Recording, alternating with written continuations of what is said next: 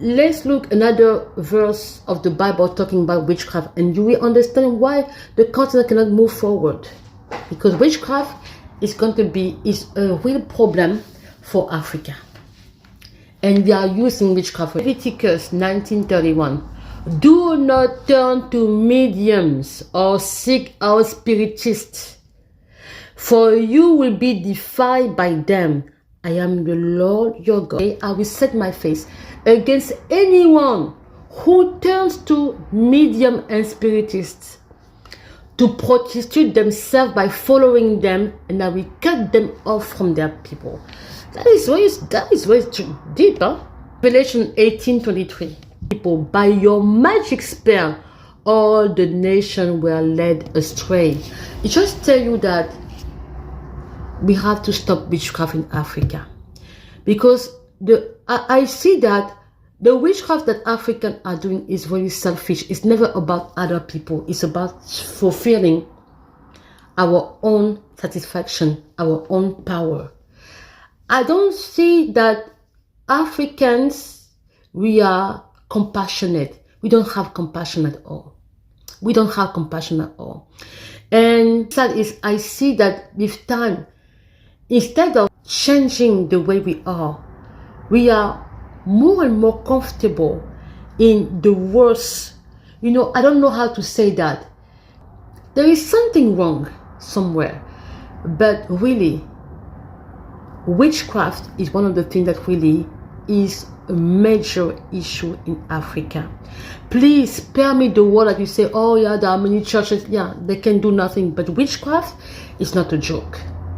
And God hates witchcraft, because some of these things that we say, this church that we say, some of these churches, some of them are using witchcraft again.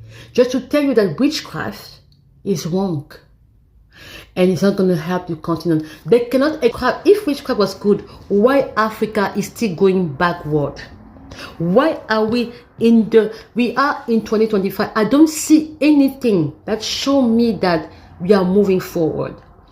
I read somewhere in the news that I think it was in Mozambique, the presidential election. The same scenario. The people are angry. They have to manifest outside in the street because the same political power won the election. We don't know how. I think it was in Mozambique. Okay, but you see that people hate Christian, no problem. I don't know if Christian in Africa have something different. I don't know. But when you see Christian in other countries like in Europe, in America, you saw that they have done great things. Big universities like Harvard University were built by Christians. Yeah. And you want to send your children to good school, to good university in America. Who do you think have built these great universities? Christians.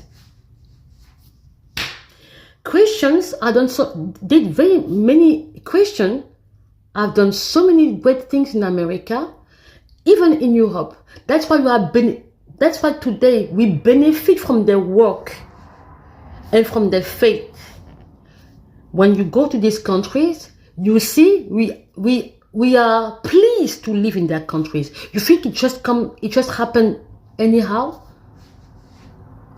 In Africa, we don't, with no, seriously, the witchcraft help us in what? Because when we see, we don't have this mindset that Europeans have. I know that you will say, oh, why do you talk like that? But I will tell you something. It's very serious, because when you read the history, we are very different. I don't give them all the glory. I know that there are things that I've done that are really bad, but why are they still standing? They have a different mindset in Africa. We like to be victim. We always like to be victim. Okay? We know what is the problem, but we like to always blame others. Okay? The mindset of European, when you see the history, is what? When they want freedom, they are ready to die for their freedom. When they want their freedom, they are ready to die for their freedom. In Africa, I've never seen that really. It's probably a little group, and the moment the leader is dead, it's finished. It's done. The movement no longer exists. The moment you catch the leader, it's done. In Europe, okay, you see countries, we have the, what we call them, in Europe, I think you study that in history also in high school. We studied, in France we call it la Révolution industrielle, which was opposing the aristocracy, we call them bourgeoisie, to the proletarian. It was the proletarian cultural revolution, something like that. So you see that in Europe, that period of time, people did everything to change the condition of living. And you will see that the people were so much into changing their life that they were ready to die for that. When you see how, even for example, I think, yeah, France is maybe the only country who have the king. Because the other ones, England, they still have the king. Spain, they still have the king. Great, they still have the monarchy. Belgium, they still have monarchy. Sweden, they still have monarchy. Sweden, Netherlands, they still have monarchy. I don't know about Germany, I don't know. But you see that some countries in Europe who had monarch, they still have the monarchy. But France, they had the king. The people say enough. Do we have this capacity to say enough is enough? We don't have it in Africa. Africans, the moment it's like we don't have like them the resilience or the resistance to believe and to go, even if the thing is these people, you know, they are like, even if I don't see the outcome of the fight, the battle that we are doing for our freedom, we believe that the other generation will see it. In Africa, we don't have this mindset. We want it now. That's why the moment the leader is done, the fight is over. We don't have this mindset.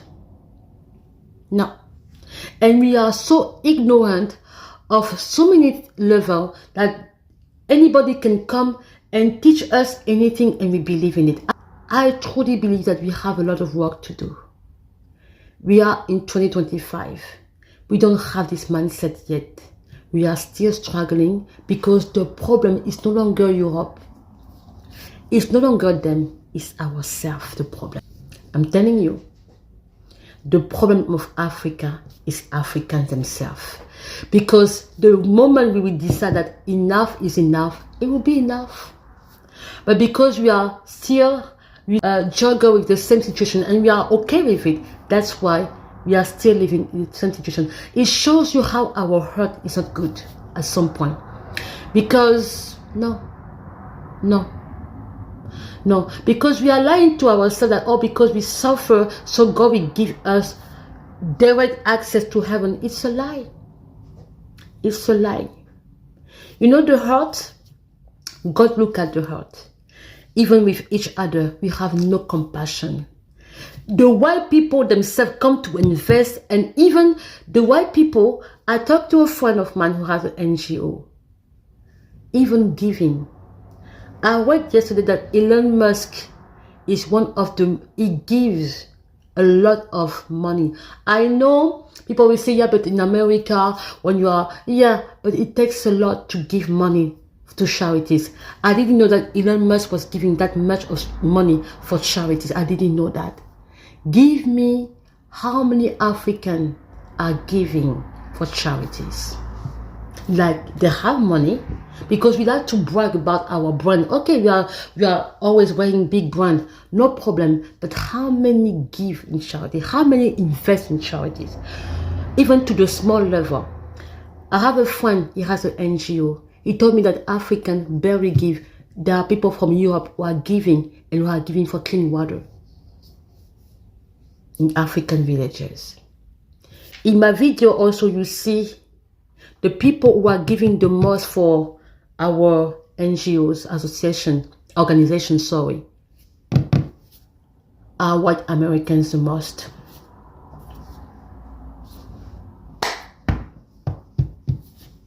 No, we can talk about it because you can say God, yeah, but at some point we have to be honest. We have to stop the victimization cult and understand that the problem is ourselves. I will show you something. We are in 2025, huh? Okay, that happened in 2024. I don't think we are in 2025. Okay, January. That what I'm going to show you is recently. I don't know when, but it was really recent. I saw that and I was like, this is the same thing I keep saying in my video, and I don't think that it's going to change. Still, listen to this man. If you go to Zimbabwe today, you want to cry when you see how black people in Zimbabwe are living. Number one, water as we speak in Zimbabwe is not reticulated. So you drink it at your own risk. My country too. Zimbabweans get electricity from midnight to 5 o'clock in the morning. The whole day they have no electricity. Number three, Mugabe himself died in Singapore. There's no single hospital that could heal him, that could treat him in Zimbabwe. The education system has collapsed. In South Africa, it is estimated that we have more than 7 million Zimbabweans. Zimbabweans are scattered all over the world as we speak. Who caused all this mayhem, this suffering? They talk about land reform. Zimbabwe's land reform is a mess. As you and I speak now, Zimbabwe imports maize, which is the staple food of the people of Zimbabwe.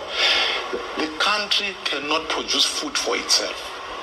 That is the true legacy of Robert Mugabe, a tyrant who began as a liberation fighter. As you and I speak now in Zimbabwe, unemployment is more than 90%. So it means that more than 90% of able-bodied men and women in Zimbabwe cannot find work. So if they were to fall sick, how would they pay for health services? They wouldn't be able to do so because they don't have money. But there are also not hospitals there. So the people who work in Zimbabwe as we speak are politicians. These are the parasites who are milking whatever remains in what you can call an economy in Zimbabwe, which has, by all indications, collapsed. So the tragedy of African politics is the tragedy of political elites who are in office for their own stomachs, not for their own people. If we look at the Zimbabwean situation now, it's very sad. People are suffering. And these are not whites, by the way. These are black people who look like... These are not white, these are black people. What happened in Zimbabwe is not only Zimbabwe alone. You go to other countries in Africa, it's the same thing, electricity, water. We entered 2025 and we are still talking about the same situation. My people, it's about time, huh? We have to wake up.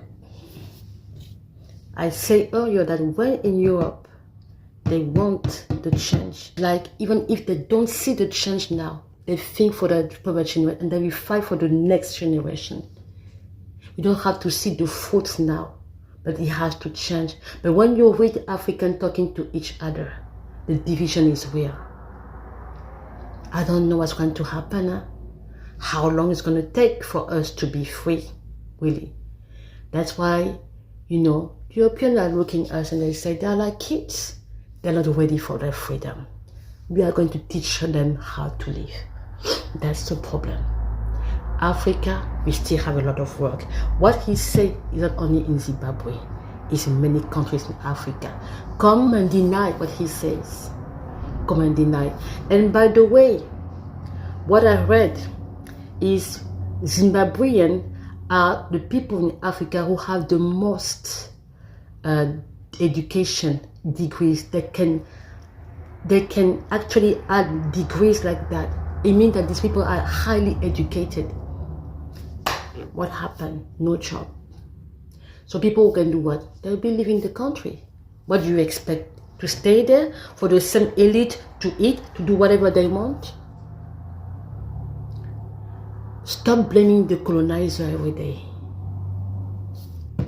He talked about the legacy of Mugabe. And when he said that Mugabe went to die in Singapore, he's not the only one. Even in my country, the former president went to die in Spain. We know that. Vladimir Putin said what? It's a tragedy for Africa. All their leaders are going to die abroad. It doesn't even affect them when they hear that. The dignity. I don't know anymore. Thank you for watching.